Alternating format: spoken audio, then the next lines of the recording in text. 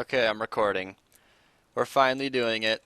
We're finally making a video on what we've been working on. So if you haven't been to my channel at all and you haven't seen anything at all that I've been doing, we actually recently released about an 8-hour stream of us actually building this up.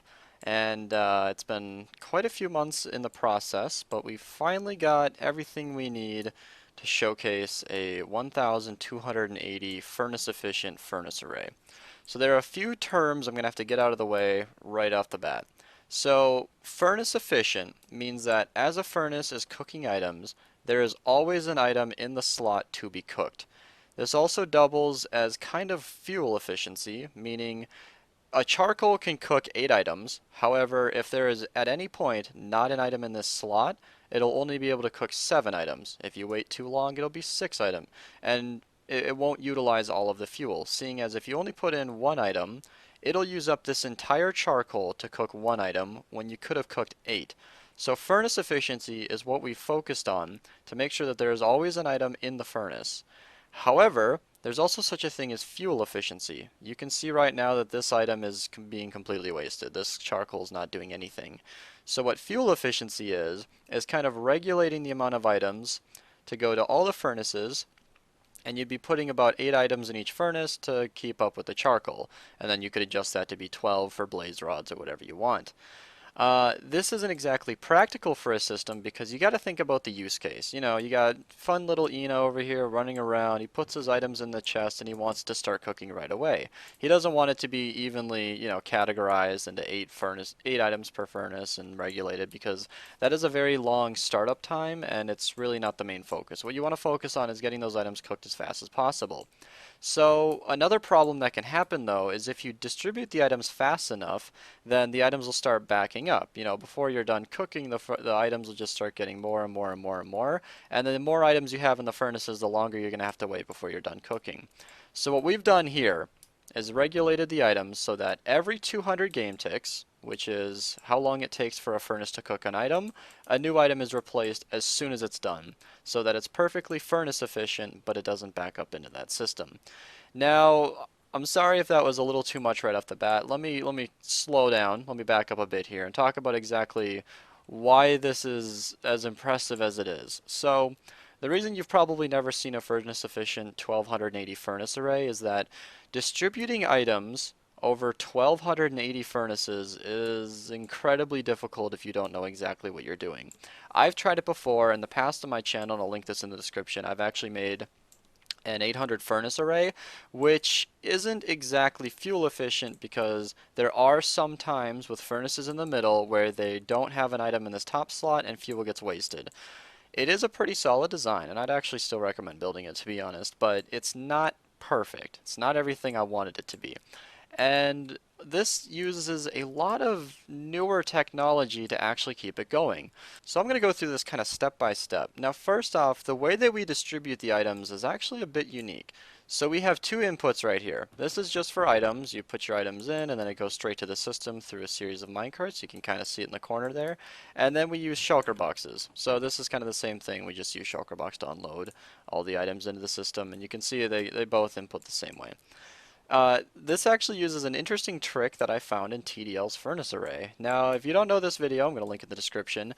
TDL released a 130 furnace array using carpet dupers, and he had an interesting bit of technology that I'm kind of surprised nobody has utilized.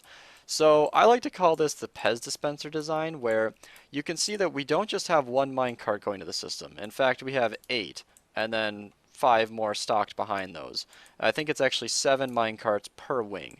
So let me break this up for you. We actually have, this is 1280 furnaces, and this number was selected for a specific reason I'll get to later, but there are actually, 4 arms of 320 furnaces that make up this design, and that's why this is split into 4 main directions.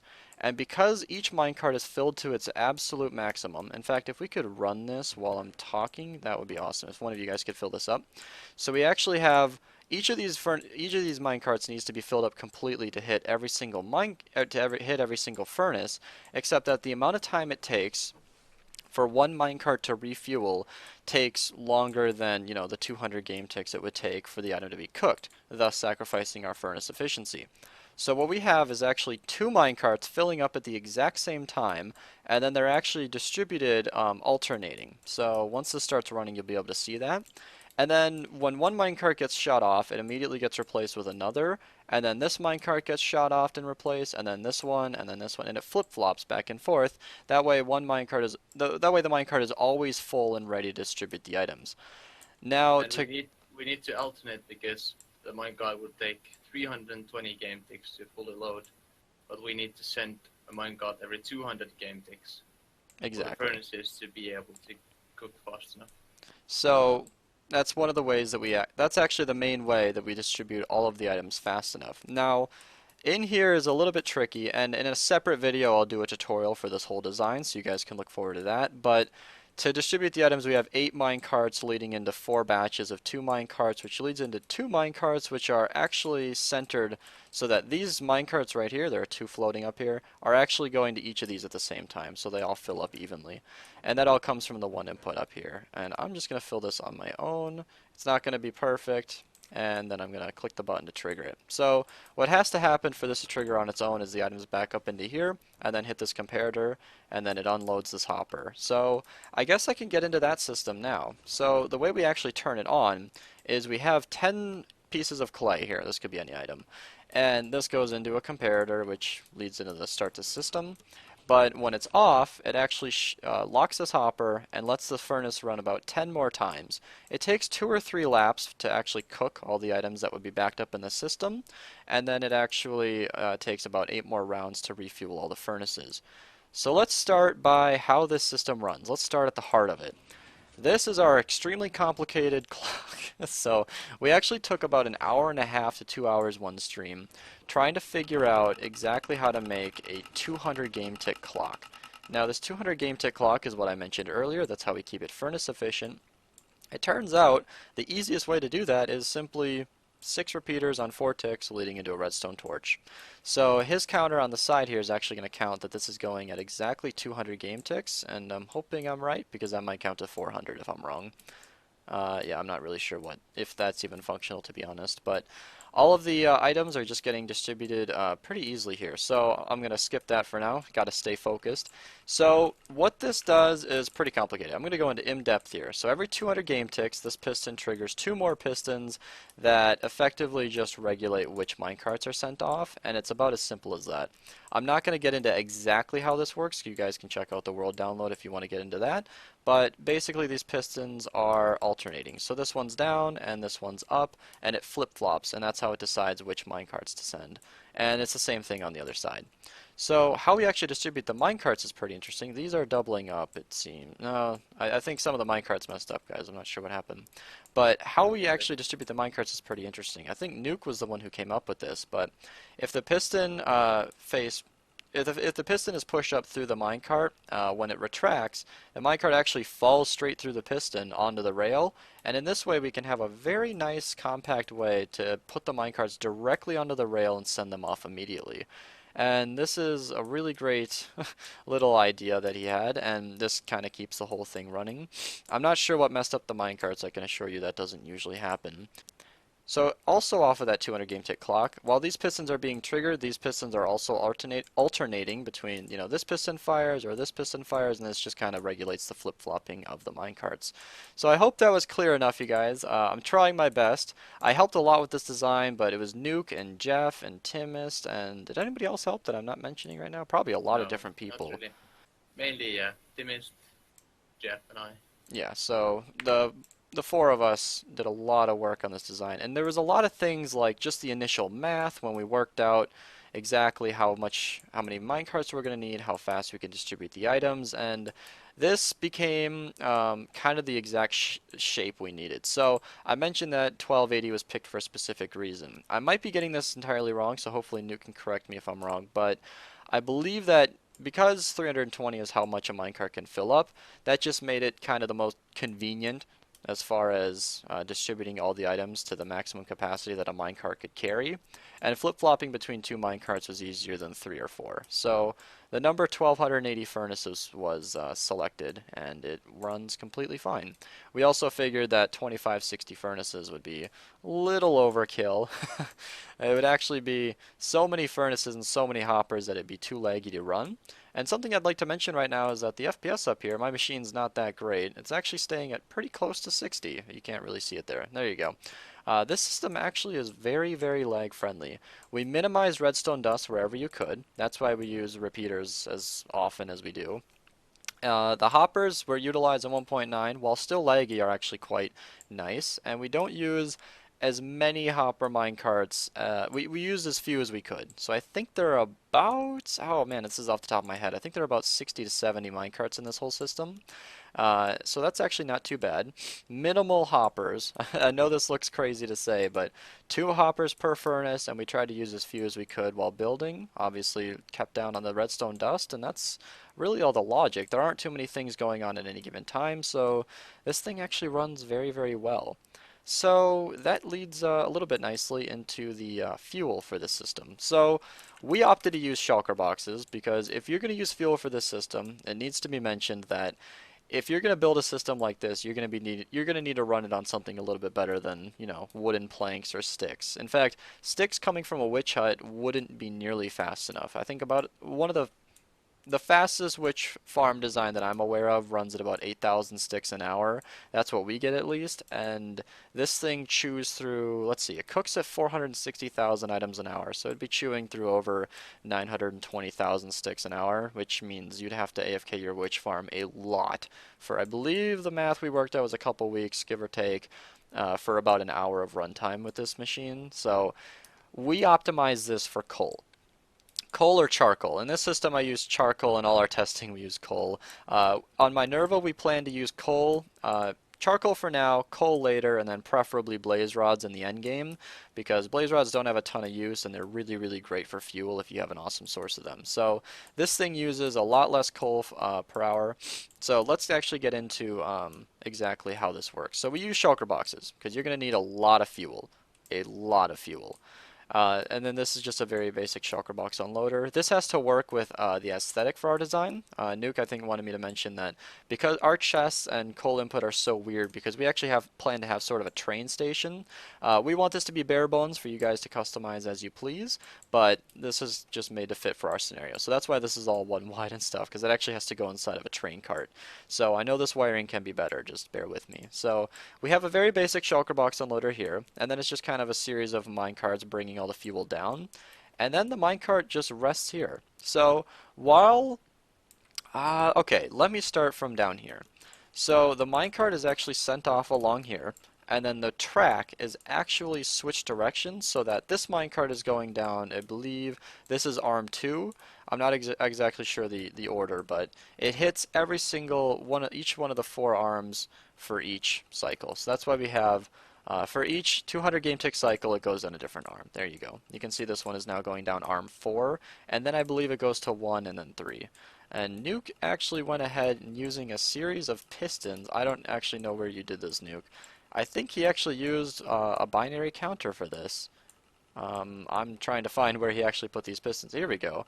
So these pistons actually control where the system sends the minecarts, and I'm not even going to try to explain that, but it's basically a simple binary counter that counts up to 4 and then resets back to 0, and that just kind of dictates where the minecarts go. So basically, every 400 game ticks, one minecart is sent, one fuel minecart is sent, and every time a fuel minecart gets sent, it goes to a different arm. So for each individual arm, a fuel minecart is sent every 1600 game ticks, which is exactly enough to keep it loaded with fuel, with the 8 valued fuel, which is charcoal and coal.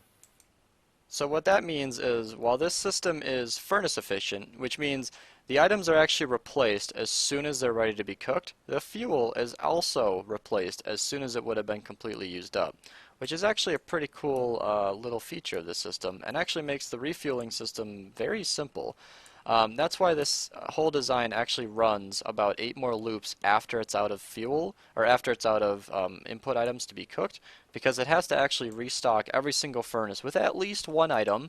It does overflow a little bit, which is nice because it makes it a little bit nicer to run this thing. But you want to make sure you keep this thing loaded after a while, just so that it refills with fuel, so the next time you start up it doesn't take forever to get the items cooking. And that's actually pretty simply what happens with the furnace, with the fuel minecarts. So because it has to actually go along this very, very long track to get back to the beginning, we're actually inputting the fuel minecarts from the center and they're coming out on the outside. But they're coming over here, which means it actually takes a little bit longer for the fuel minecarts to return than it takes to load.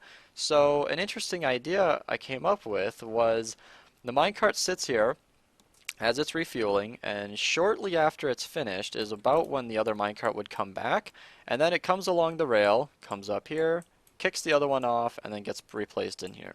So the reason we do this loop-de-loop when we could go straight up is to actually give it just a little bit more time, because we found that these minecarts were consistently having 61 items at the end, and by giving it that short little loop it actually gives it plenty of time to be completely restocked. And there we go. So now we got a full hopper minecart full of fuel, and then the next one kicks it off and replaces it and starts filling immediately.